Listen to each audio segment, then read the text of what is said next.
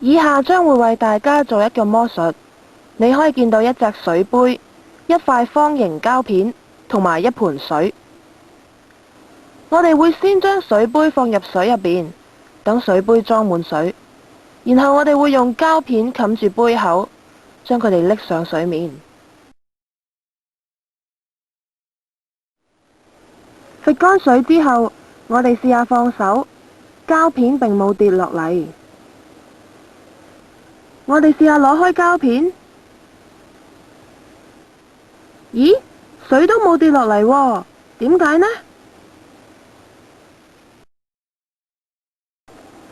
我哋點解會做到以上嘅實驗呢？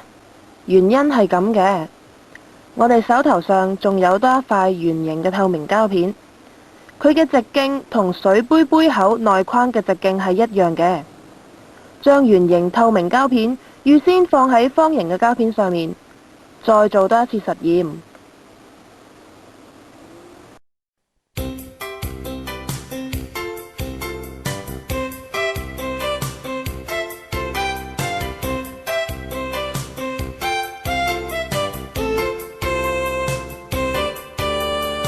睇下杯口，圓形嘅透明膠片依然喺杯口嘅內框位置。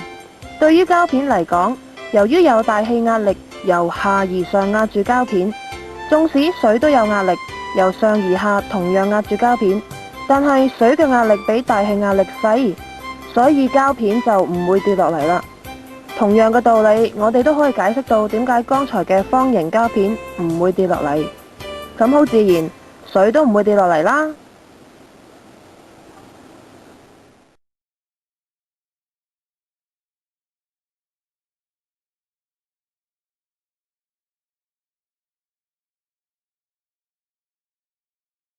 真空泵抽象氣球實驗裝置有一個透明中罩同埋一個封咗口嘅氣球，中罩嘅底部連接住一個真空泵，並且用凡士林封口。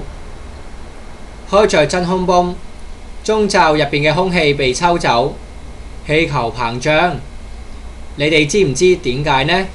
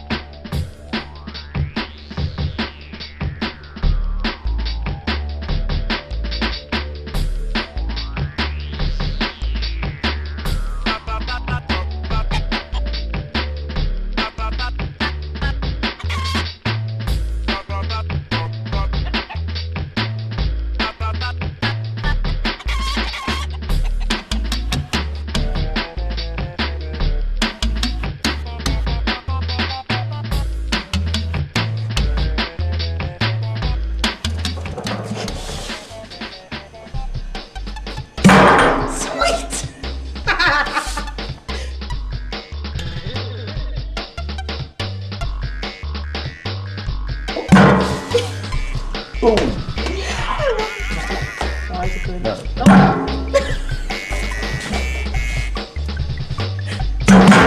Here it goes. What the hell? Did you see mine on top?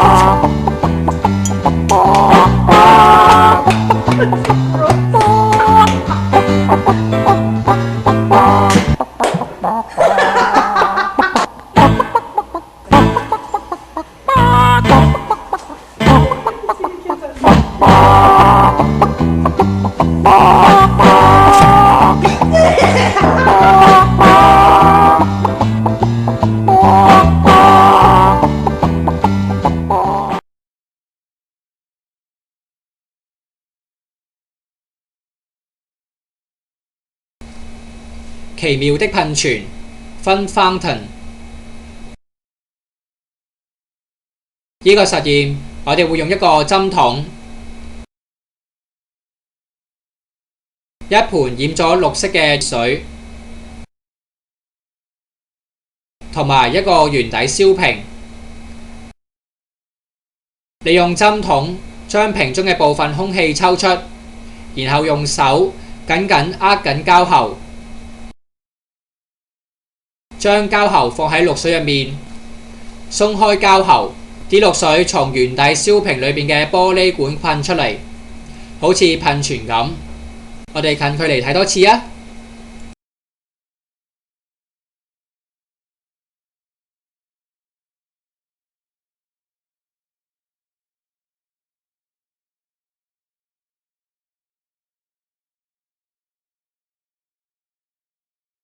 喺你哋嘅右手邊有一個玻璃燒瓶，裏邊裝住一啲顏色液體；而喺你哋嘅左手邊有一個圓底燒瓶，呢個燒瓶裏邊裝住一啲水，而燒瓶嘅上邊係駁住一支短嘅玻璃管，同埋一支長嘅藍色膠管。呢個藍色膠管再放返入去顏色液體裏邊。好啦，而家我哋睇下，如果我哋將呢個圓底燒瓶調轉，等啲水由呢支短嘅玻璃管裏邊流出，睇下有啲咩效果。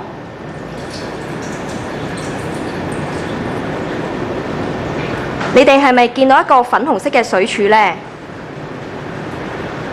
你哋又點樣解釋點解會有呢個粉紅色嘅水柱呢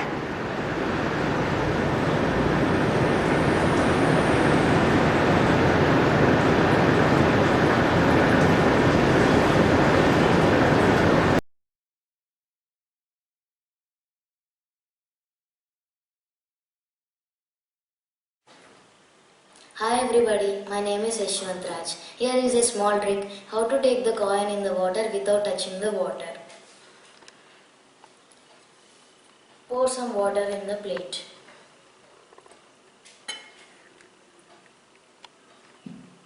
And keep the coin in the plate. The water is not covering. Yes. Now how we should take?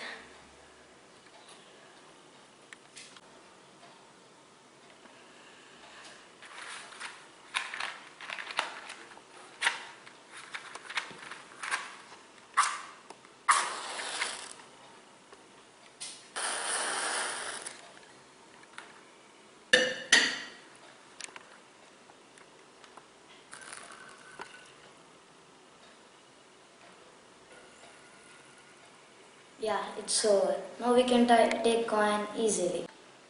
Now we can take the coin easily without touching the water.